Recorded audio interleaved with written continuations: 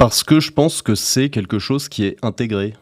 C'est-à-dire qu'on a l'habitude de voir des manifestations avec une partie d'ultra-gauche qui casse tout, qui brûle tout, et quelque part, c'est rentré dans la culture, y compris du point de vue des pouvoirs publics, où on considère qu'à partir du moment où il y a des dégâts matériels et pas de dégâts humains, bah finalement, les choses sont plutôt maîtrisées.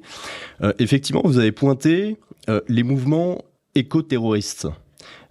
Et des opérations de sabotage. Ça, c'est un mode opératoire qui est nouveau, qui est extrêmement inquiétant, en particulier sur les sabotages de trains. Oui.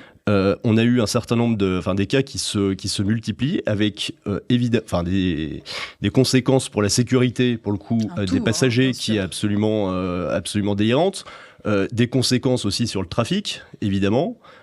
Et un coût économique absolument invraisemblable. C'est vrai que ce dossier en particulier, je pense qu'on n'en parle pas suffisamment. C'est assez étonnant et en plus c'est compliqué de lutter parce que il y a très probablement des complicités internes. En tout cas, c'est ce qui se dit dans les services et en off dans la presse, parce qu'il faut avoir une idée précise du trafic.